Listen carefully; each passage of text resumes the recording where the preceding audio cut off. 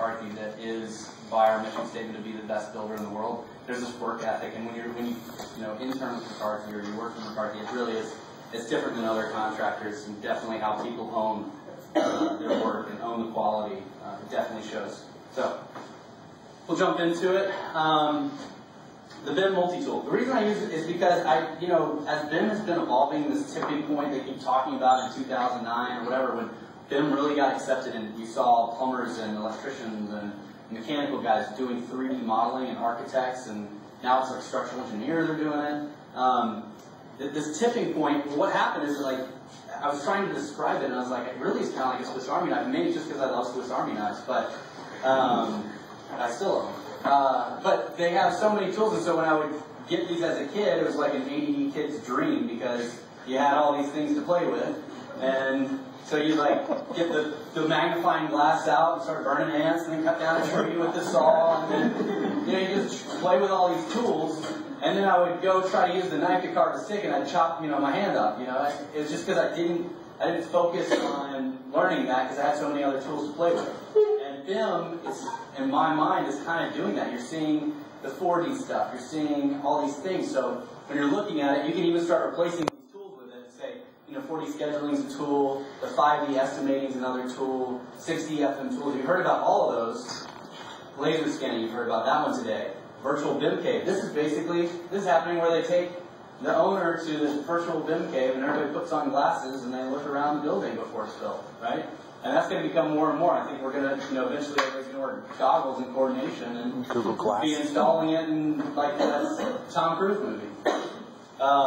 Fully rendered animations. You saw Lumion today. That's happening. It's another tool. Energy models. It's really like very computational fluid dynamics.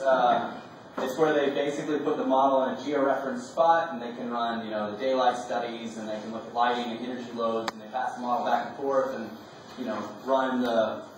It's for like natural ventilation. They'll do computational fluid dynamics for natural ventilation to see if it's going to work. Site logistics models. You saw some of those. Fabrication. This is happening more and more. Prefabrication using models. Augmented reality. You saw a glimpse of this today when Arthur held up that iPad, right? He held it up and it was like. You can just look at it. It's crazy, and it is awesome. We use that at McCarthy. What augmented reality is basically you walk out of a job site and the model's loaded, and you basically can just go like this, and there's the building, and then you can walk into the building and look at the ceilings. And as you walk upstairs, it follows you up the stairs, and it knows where you are at all times. That's augmented reality, and it's getting there. It's just not there yet, but that's another tool, right? But the blade, and that's what I'm going to talk to you about today, is really where we're builders, we're designers, and it's 3D coordination. It's how the building is built from a builder's perspective, so you can avoid all the stuff in the future. And if you don't do this successfully, you can forget all the other ones, right? Because this is where you're actually going to design and you're going to build, is right here. So, how many people know what an execution plan is? Or heard of an execution plan? Anybody, Chris, have you heard of it? Chris talked a little bit about it. He said, at this point we helped write this execution plan guide. He just barely hit on it. There's this Penn State wrote a guide when this tipping point was happening with them of execution plan. How do you execute them on a job? And it is, like the best sleeping material you can find if you have sleeping problems. So I recommend getting the Penn State guide to learn about them execution plans. But they're extremely important because but you're facing these issues, which I'll talk about the 3 downfalls, is that guys and girls don't like instructions. So when we have to build something, we get the box and we immediately throw the instructions away and we try to build it. And if it doesn't fall apart, we just try to do it again. And we just don't like reading it because, they had stuff like this, right? Like, oh, danger zone, if you shut the knife. I'm not going to shut the knife with my fingers. But somebody did, or they wouldn't have this image in there about danger zone. If you shut the knife on your hand, you're going to get cut, right? So I have these 3, buckets that I think are huge. And 2 of them, the first one in particular is one of those ones that is a downfall that you don't face when you're building a building, right? Communication. To give you an example, the mechanical guy is out in the field, right? And he is installing his ductwork. Let's say there's 3 laborers typically installing this ductwork. And they are starting to install it, and they see a sprinkler line in their way.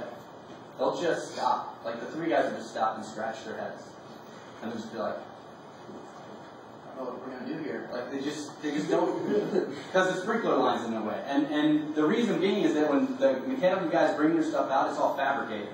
So if it doesn't fit, right, it doesn't fit, and they don't know what to do. But their foreman will get furious because 3 guys that are getting paid by the hour are sitting around doing nothing because the sprinkler guy didn't put his sprinkler in the right place. And he'll call him on the phone, or he'll walk up to him, or he'll walk up to the superintendent and just dog him for this issue because it's costing him money. Well, the problem is that in BIM world, and it's going to get even more and more like this, is that because of it being this cloud-based and more cloud-based, you can do BIM from anywhere. I mean, I could work with somebody in Australia or Russia or whatever on a BIM model, and I wouldn't even ever have to see the person. So one of the biggest downfalls of coordination failing, just in general design and construction, is people communication. So I send this out, and I know it's just an Excel spreadsheet, and some of this stuff at the beginning is going to be common sense. It's kind of like, I don't know if you guys have read Dale Carnegie's book, but he has a book called How to Win Friends and Influence People, and it really is a phenomenal book on just management and dealing with people. And you read it and you're like, that makes complete sense. You don't do it, right? You just don't do it, but when you read it, it's like just light bulbs are going off the whole time you're reading it. It's because we don't do this stuff, but you're like, oh, I should have done that. Same thing here. I have them do this, and I put it at the very beginning of the execution plan because I have that feeling they're going to throw it in the trash can, and I at least want the first pages to have some stuff that they would actually look at, on a regular basis. The cell phone, and then email. And the reason being is that because these guys live in the world of the virtual world, they want to send emails. That's how they want to communicate. They want to just take a screenshot of the model and email to the guy and tell him there's a problem, and then email and then copy me on it to tell me that they're doing their job. And it's completely inefficient. And you don't ever deal with that in the field. The guy will just walk up and say, if you're in my way, get your stuff out of here because my guys are stopped, right? And this is a huge thing. It's common sense, but the guys will not call. So you have to get them to call. You have to get them to talk to each other. And the emails, I give them the caveat. I'm like, if you have to send a reminder, screenshot, and say, hey, call me about this issue, I'm like, okay, fine. A reminder, email is different. If you have to send to multiple people, I understand that. That's a benefit of email. Or if you have to document, because we kind of live in a CYA industry, so sometimes you have to document stuff in emails. Huge thing that's not done, and it's consistent on every job, that they just will not pick up the phone. They love to just use this all the time, or text, or whatever. And you have to be thinking like you would in the field, because it's a hurdle. The other one is software. They don't deal with software as much either. There's just some file types. You will see so many different kinds of file types within BIM, like with all the software programs. Revit, native format is RVT, right? Did all you guys know that? RVT file, right? And then you have 3 other file types, right, in Revit for a template or family, RFA, RT, right? 3 file types for one program, and they all do different things, right? And this is with every program. CAD is DWG, right? So you have all these programs, and then you have years and versions. And I always stunk at the math problem where you like put the 2 together and it tells you how many different combinations you could have. But there's a lot between the files and the years. It's a lot. And it can cause some serious problems in communication when you're trying to coordinate a building. And you haven't even gotten to building the thing yet, but you're dealing with this. So I have them fill out the sheet, and I got on to Bob about his sheet because he had Revit 2013, now it's 2013, and by his Revit file exchange formats, he just had RVT. Okay, it is RVT, but what you don't know is that he's working with CAD guys. And what's their file type? It was DWG, right? They can't open Revit in CAD. They can't. It has to be in a DWG format for him to use it. So there's a huge communication gap by him saying that the only file type he's going to send is RVT, because that means that guy he's working with, one has Revit, not Revit, but Revit 2013, because he can't open if he has Revit 2012. He has to have Revit 2013 to open up the file. Then he has to know where to export the information from. That's a lot to assume that this trade, this CAD guy, is going to have all that and not, what he's going to do is he's going to be like, I'm just not going to use this file. I'll just model my stuff and then figure it out in coordination meeting. No, and that doesn't happen. So you have to get software communication down. So I told Bob, I was like, where's your DWG? And then the Navisworks one was also another one I got onto him because in Revit, which we'll talk about file formats, Revit exports in WC. Navisworks has 3 formats like Revit. 3 formats do different things. And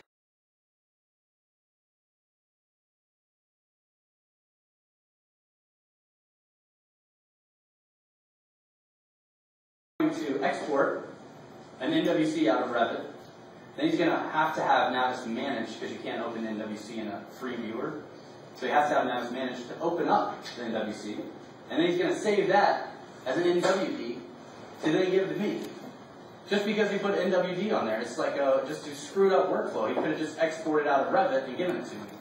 So I got on the bottom, like, this little sheet, and you would think this Excel spreadsheet's just like, it's really boring, Dave, and I hear you, and it's common sense stuff, but it doesn't happen, and it causes really big problems in coordination, because it's not like they just show these pictures, like Lumion just kind of creates these crazy, incredible animations. It's not that easy, I promise you it's not.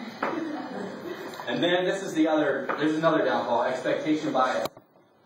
I kind of created that word, I don't know, expectation bias is not exactly what I'm saying, but basically it's the idea that a lot of times when you have a BIM kickoff meeting, you'll expect that the guys have the tools they need, right? You expect them, when they're coming into this meeting, you're like, well, you have Navis Manage, you have CAD, you have these things because you wrote them down on your sheet, and then you expect them to know the process and that they can use the tools they have. And you have all these expectations, like that these guys know their trade and they know what they're doing, and they read my execution plan, so they know our process because they read the execution plan. It's in the trash can, right?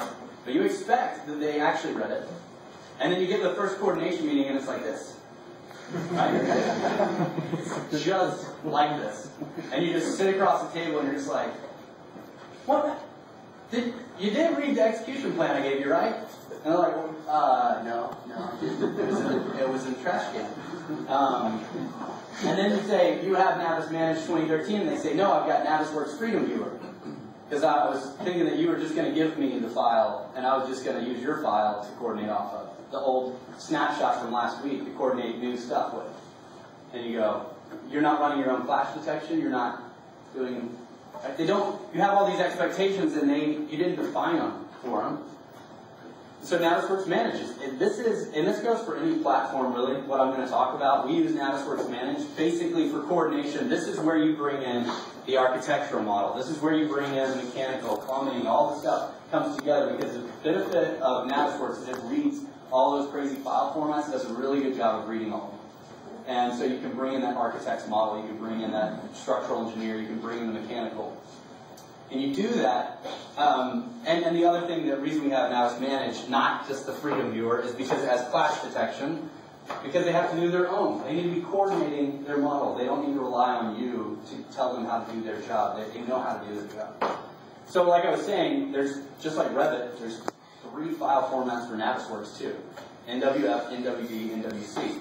Right? NWF, basically, when you open up Navisworks right out of the gate, does anybody know Navisworks? Has anybody worked with it? Okay.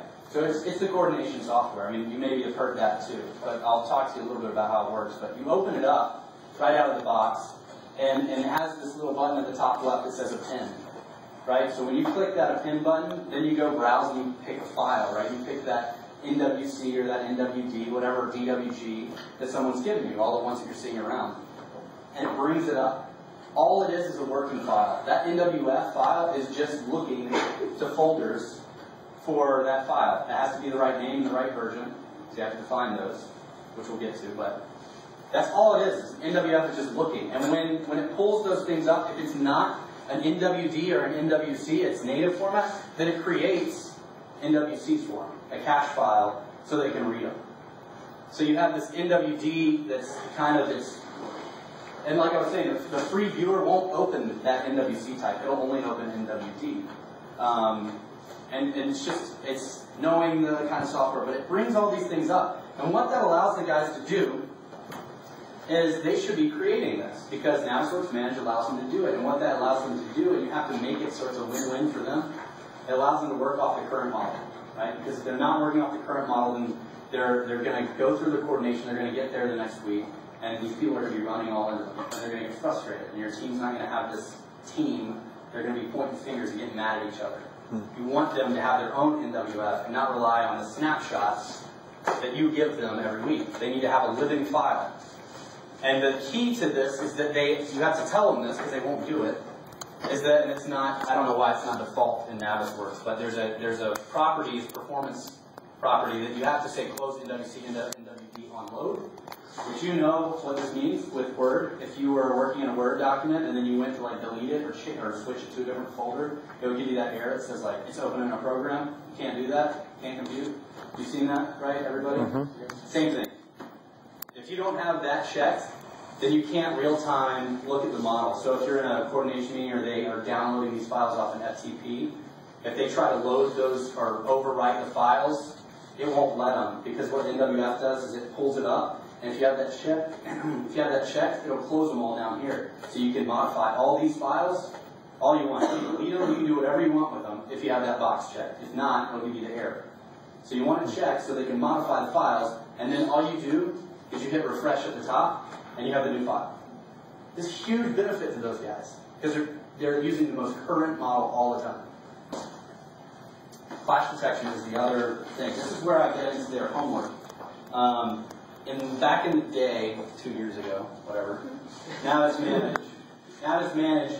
There was like one guy that I managed because $12,000 for just managed. And they were like, okay, well, screw that out. I'll use the free version, thanks. So one guy had managed, and everybody would just model stuff all week.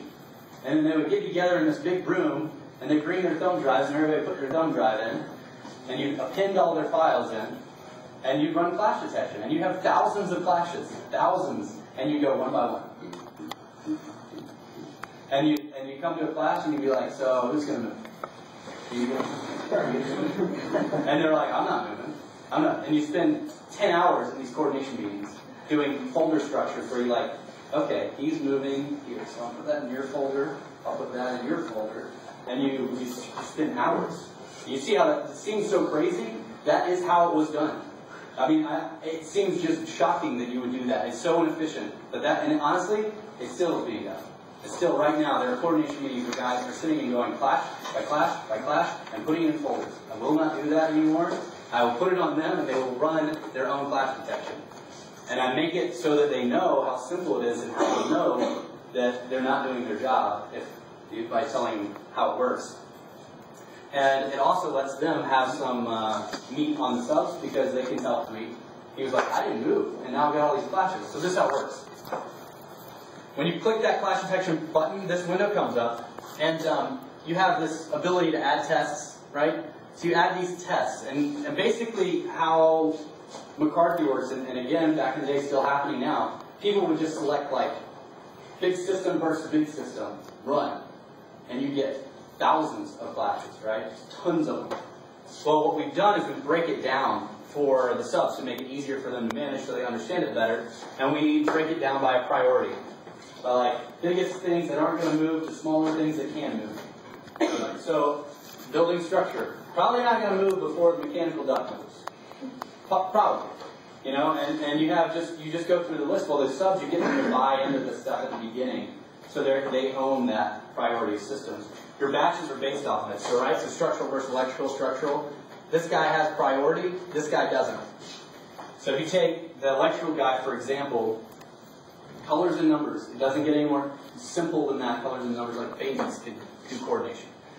I know, it's a little simplified, but literally, so that, it says new is red, active is orange.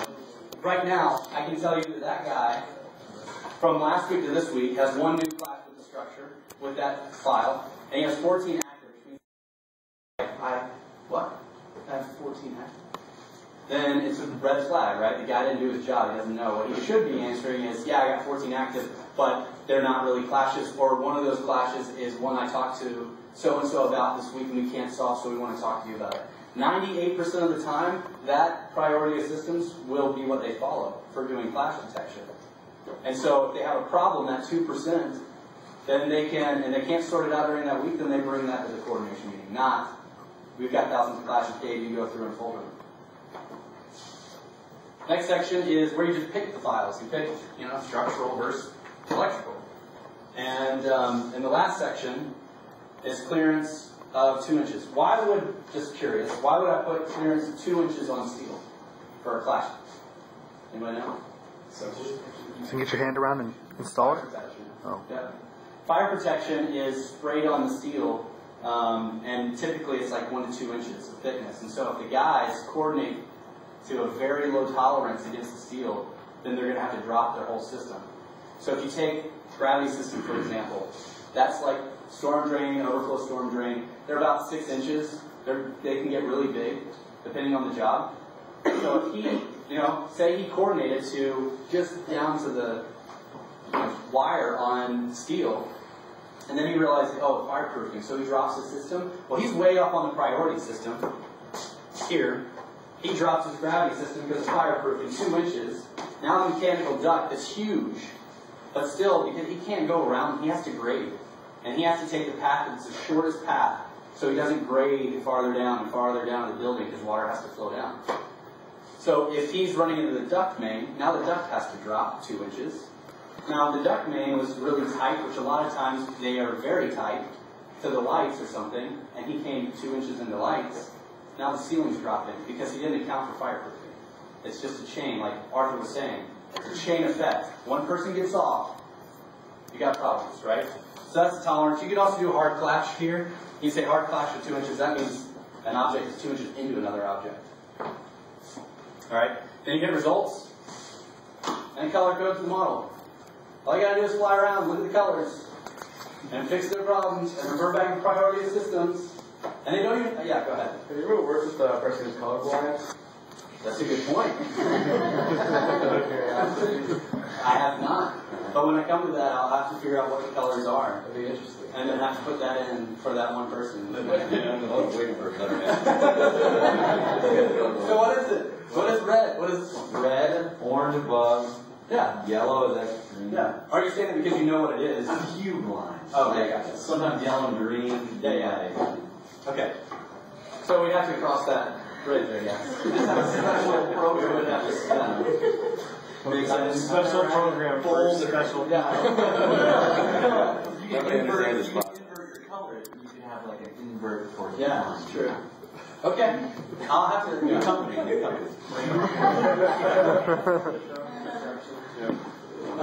But yeah, it color codes it, and the guys can then go around and look at the colors and fix their problems, right? And it's not like they have to really go back to the priority systems because you set the batches up, that test, with the priority on the left and the one that has to move on the right. So they really just click the folder, and anything that's new or active, they got fixed unless they don't agree with it. It's very simple. Go ahead. So it's color coded, so you first start with the higher priority ones that you're going to fix the clashes for. Yeah, they would start with, so I'll talk about schedule and phasing. Well, so if you're looking at this right now, you're like, oh, I need to fix that red one. You go move the red one, and immediately that creates a new clash, for instance. You don't see it though. Would it show it to you, or now you have to go back and rerun the new class? So that's part of them being proactive. That's an awesome question, because that's another side of managing it. That's why you have to have the guys talking, because like, let's say this is a stud through a mechanical duct, right? So if he moves that over, because it's a major stud, remember like a jamb for a door, if he moves it over and he ends up running into someone else, he needs to call them, right? Yeah, what if he doesn't notice it though? Like he puts it within 2 inches of a steel beam and he just... Then he's not doing his job. Okay, yeah. Yeah, because their job is to not do that. I was just imagining, like, you're saying there's like 1,000 problems, let's say, like 10 people on TV, each person's doing like 100 of them, they got like 3 hours. And it happens. No, that happens all the time where everybody's moving and just moving into each other, which heightens that whole importance of priority system and then having an NWF. So they don't have an NWF, and they have no clue where the other guys are moving. So how does that work if you have 10 people all fixing their clashes at the same time instead of one person? And we'll talk about that too. That's where that open line of communication, because what happens is they don't talk to each other, and they just rely on the coordination meetings every week, and they start going in circles. And the coordination meetings are almost pointless, because they're just going in circles. This guy's running into this guy, because they don't talk to each other. They're emailing, and then they send off the email that's like copied to the world that says, this guy's not performing, right? And trying to document it in CYA, and it's like, did you call him? No? Okay. You're not performing. Thanks. Right? So this is so that's their first part of homework, is just doing clash detection, and it's colors, right? Like I said, And this is the second part. This is where you actually start being a builder or a designer or like thinking engineer stuff. Because all that other stuff is really just babysitting. It's like file management, but they wanted you to folder it for them and put it in the. And you never, if you do that, you'll never get to the QC, the building, constructability issues, right? And so what I use is these tags. You can save a viewpoint, which is just a snapshot of the model, but that's all it is. It's just a snapshot of the model, and then you can write like a message, like, oh, this is a great snapshot. I don't know. I use tags because what tags do is they create, they say tag view 68, which gives you a number to reference. Like if they said, I worked on 68 days, but it didn't, I can't solve it. It also creates a comment which says, I created it on this day, here's my comment. 2 VABs are on the drawings, they won't fit in this spot. It's a constructability issue because when I was looking at the mechanical drawings, I noticed he was running some duct in a spot that it wouldn't work. Because which we'll get to, the side plate steel wasn't in when he was originally designing it, and he wasn't thinking about the structural design when he was doing his routes. And I was like, well, it's not going to fit. And so I made the constructability tag saying, you haven't modeled it yet, but heads up, right? And now you have a trackable, and now you can find it, so you can find it and do a status search and all that stuff. So they're a lot more useful than just doing a viewpoint. You can't really track. You have no date on things like that. So, and just the fine comments, whatever. Okay, so here's the example. This is going on right now on my job. This is last week. Yeah, this week. I've worked with a structural engineer on 5 jobs now, and they do this shit on every single one of the jobs they work on. This is and maybe you don't see the problem yet, but I'll show you what the problem is. Guys, when they're doing coordination, they only see 3D. They have a hard time, just like they have a hard time calling, they have a hard time looking at drawings. They don't look at the model and look at drawings. Look at the model and look at drawings. They just model. And if there's not something in that space, they'll just take it. And when the engineers model stuff like this, then the guys think there's a path. And then their detail shows it like this. Right? So, one thing that you noticed about this, right? It doesn't have this plate. It doesn't have a plate over here. Oh wait, it doesn't even have a plate on the other side. Because he's up in the deck. Because he didn't model it right. So it's supposed to go from the bottom of this beam to the top of this beam. And they put it, right, it's supposed to have the plates. And it's supposed to be here, not here. But the guys, when the engineers are doing their models, they'll take that space. And then they'll get in the field, and they'll be like, hey, there's a kicker. There's a kicker. They put the steel in the wrong spot. You know? And then you flip through the drawings, and you're like, well, it was in the drawings. Well, it wasn't in the model. It wasn't in the model. And we always are like, well, it's in the documents, right? So, and then what this causes, if it was a big duct that took the spot, now there's steel, the duct drops, the ceilings drop, now the owner's pissed, now the architect's pissed, now it's the chain of events, right, that they already talked about, because they didn't look at the documents that showed it, and the engineer keeps doing that, and it confuses them. So I made the guys as a training exercise so that they saw the comments. This is right at the beginning of the job, so I made them import. You can export these viewpoints and import them. I made the guys import it, and then I said, I'm not going to tell you what to do. Just import it, and then you'll know what to do when you read my comment. And I basically had a comment there that said, when you read this, tell me you've reviewed that detail. So that I know that they reviewed KBFS detail. Sorry, I said their name, but reviewed their detail. And every job. So when they were designing it and engineering it, they just didn't see there was a floor there when they're doing the 3D modeling? Or how would that even happen? It looks like they're drawing it outside of the beam itself even. Yeah, so when they do...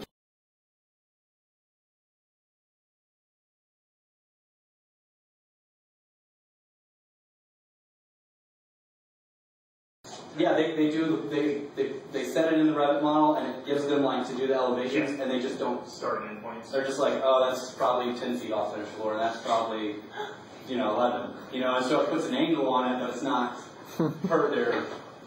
So it's just lazy. And then when they get called out, then they're like, well, it's on the plans. There's that little line with arrows.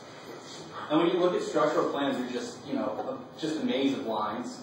With lines everywhere, and then it's like, oh, that line with the arrow, that was your kicker. Gotcha. Anyway, so I said communication is one thing. You're starting to see how the building, you have to have like a builder's mindset on it. You can't just be foldering flashes all day long, because you won't get to the drawings, you won't do your QC, you won't be the builder, and you won't be helping the design process. So the next thing, which this is just basic, this is in the field, this is when, it doesn't matter where you are. I mean, if you're in the field, you have to deal with this exact same thing, just like you do in the virtual construction. Schedule and files. You'd be surprised how many people try to do BIM coordination without a schedule. And so we're going to talk a little bit about that. And then files, you deal with RFIs, you deal with submittals, you deal with, and this is on the design side, this is on the contractor side, this goes across both people. The paper documents that pass back and forth are even digital now. You have to be able to file these things so you know where you are in the design process, or you know where you are in construction, you know you're working off the latest set of drawings, that kind of thing. It's important to have file management, and it's just as important, if not more, in BIM. So BIM milestones, things that the engineers don't pay attention to, and contractors. Permit, submission, and review. So with BIM now being this powerful tool that everybody's using 3D, it also creates some issues, because it was faster for engineers to design in 2D. But they're doing it in 3D, and so they still have these really tough permit dates. They have to submit drawings to the city. And guess what? I don't know if you guys have made sheets in Revit, or you've played with Revit, and you know how that works, but you have to tweak those sheets to make them look good. And you can imagine when you're on a $100 million job how much time must be spent on creating those sheets and making them clean for a submission to the city that's getting reviewed. So if the model is producing the documents, that means by this date, they're done with their model, because it has to produce the documents. So it's kind of a tough thing, because it used to be easier in 2D for design.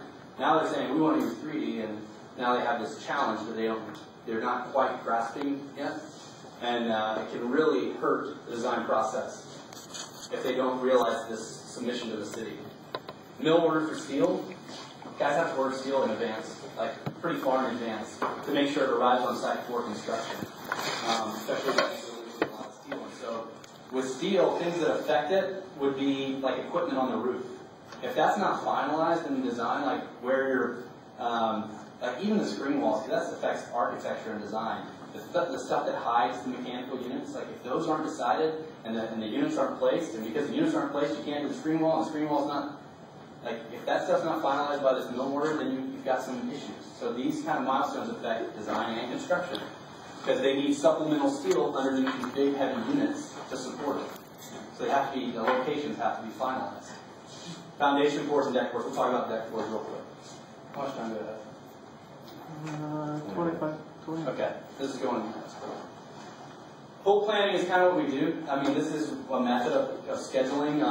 You guys heard about it, using sticky notes and pulling backwards off a milestone. It's just scheduling. It's like beginning with the end in mind. Chris was referring to it. It's like looking at where you have to get and working backwards. So let's use the second floor, slab on deck floor. If we said 8/15 was the date that it was going to get poured.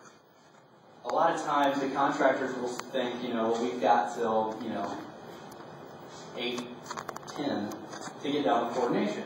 We have 8/10 to get our model content done. And it's a kind of a work thing, because when you start going back, they have to have an inspection of the deck. The inspector has to go out there and confirm that it's installed how it's supposed to be installed before you pour concrete over it, because then you won't be able to see it. So he has to spend a day out there, if even more, confirming that it's been installed right. They have to insert these things, all these hangers that you see, they insert those. I mean, typically what we want to do is we want to have those inserted in the deck before we pour them, so then they're just screwing rods into them, right, hanger rods into them.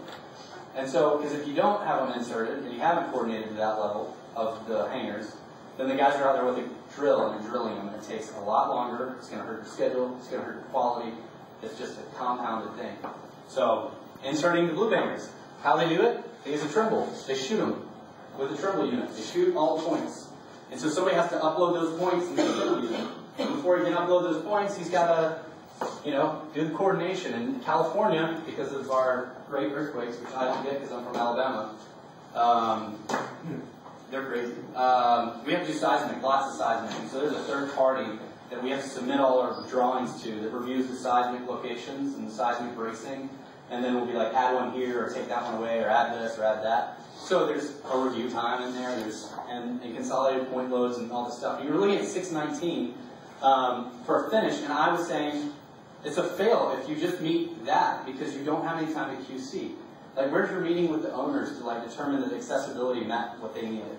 Where's your just design coordination for the architects in the room where you sat and said, does this design work? The ceilings, the space, does it just QC? Where was the QC for the on the contractor side of just going through the model and looking to see if there was clashes that didn't come up that are constructability issues? You know, that just because either model content wasn't there or a structural engineer doesn't model his kickers in the right location, right? Where was that QC? So you're really looking at a month and a half to generate all the model content and coordinate it so that you can meet a core date in August. And when you start looking at it that way, it hasn't, if you don't have a schedule, you don't have that organization just like you have in construction, it's going to fail. So we use it, at McCarthy, we use like a phasing plan when the schedule allows, because this can be a pretty lengthy, but it's a very efficient process. It's big stuff. The big stuff is movable. The gravity systems, the main duct, the big framing members, and you basically on the priority of systems too. It's kind of those things were at the top of the list. And you get those in, and the reason you do that, one, the model is more manageable, right? It's a little bit more manageable because it's not as much content in there. And you get these guys set. You also identify those constructability issues, like if ceilings need to drop, it happens on every, I would like to say it doesn't happen on every job, but a lot of times it happens where you get into construction and you're like, the ceiling needs to drop. If you can do this early and identify those, then you can adjust the ceilings or try to find a better path for a system when you've got all this space and you're kind of dealing with the big systems. So then you move to a smaller phase 2, you're bringing in like your mechanical distribution. So you saw like now there's stuff coming off of it, right? There's distribution, a little bit smaller, a little bit more movable stuff, but still really important, takes up a lot of space, like the electrical conduit runs, fire branch lines get put in. So you're seeing you go through this phasing plan of coordination where the guys are modeling content. They're modeling just in time kind of content. Instead of everybody puts it all in there and then you start doing coordination, everybody starts running into each other. Right? This plan works very, very well.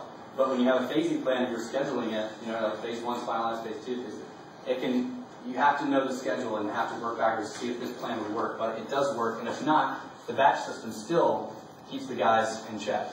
It just takes a little bit more management on your time. Phase 4, hangers and bracing. So you see the phases of how we do it. So folder structure, I'll try to get through this. It's the same as on site, like I said. Best thing would be co-located. Everybody's in the same room like you would on a job site working off the server. So that NWF I was talking about, everybody could just work off the same one.